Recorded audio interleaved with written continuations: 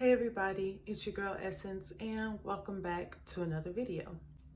Today I'm going to be talking to you about something that I feel a lot of ex-Jehovah's Witnesses have dealt with before. Sometimes when you leave and things don't exactly go the way you expect them to, or bad things might happen to you, you might feel like Jehovah is punishing you because that's what you were conditioned to believe when you were a witness.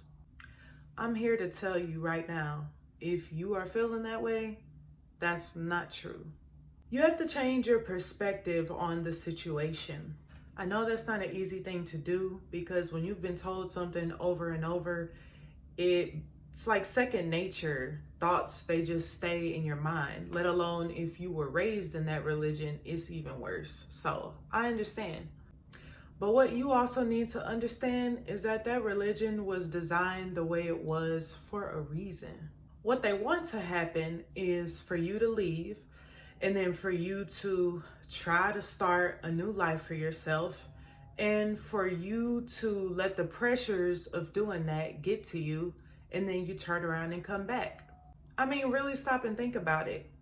I'm just going to use me for an example. Most of my family that I was closest to growing up were all witnesses. My mom was raised in it. So with me leaving, I knew that that meant it was going to be difficult for me because my only, what I thought was real friends at the time were witnesses. And then all my family that I've ever known and thought would have my back for the rest of my life were witnesses as well. So with that being said, I had every reason in the world after deciding not to go back to have doubts. And a few times, I'm not even gonna lie, I contemplated going back. It's not even really that I wanted to go back. It's just a thought that creeps up in your mind when things get hard, because you know that if you get reinstated, you'll have their favor again and you'll have a sense of community. Even if it's one that's not really fulfilling to you or wouldn't make you that happy, at least you'd have something and wouldn't be as alone as you might feel at this time. All of that is no accident. That is the point of this fellowshipping. They try to make it seem like the point of this fellowshipping is for you to learn a lesson and that it's God's way of being loving towards you and extending his hand to you, but that's complete bullshit. It's a way of making sure that you keep your ass in line. So with all of that in mind, understand that you're starting over. You're figuring out who you are as a person without being told who you have to be. And that's not an easy task at all. Because when you're a Jehovah's Witness, I feel it's a little bit easier because you're taking on that religion as your identity. You're not really taking the time to discover what you like and how you want to live your life for you, not for other people. There are going to be some mistakes and bumps and bruises along the way because you're doing something that's never been done before. Mistakes are okay. Hell, even making a few bad choices is okay because you're still figuring yourself out. The key is, if you start to notice a pattern in certain mistakes, eventually, if you keep doing the same thing over and over, you can't really call it a mistake. It's kind of becoming a choice at that point.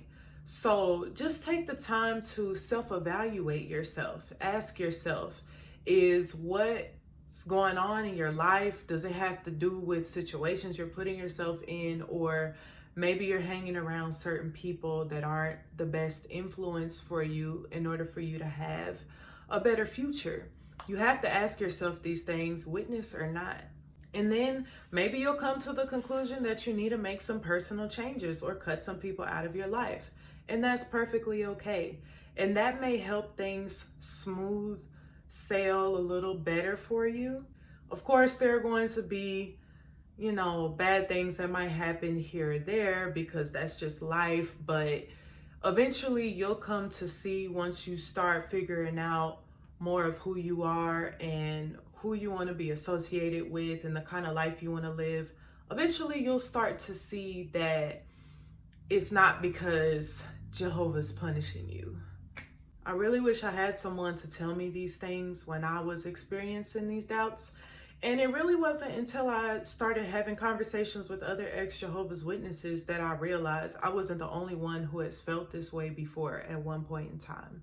So I hope I was able to give someone who's watching this some reassurance that you're going to be okay as long as you put in the work to continue to grow as a person. But other than that, I don't have anything else for you today. So I want to thank you for watching this video. Please give me a thumbs up if you like what I had to say or if you can relate. And leave a comment if you have something to say or something you want to tell me.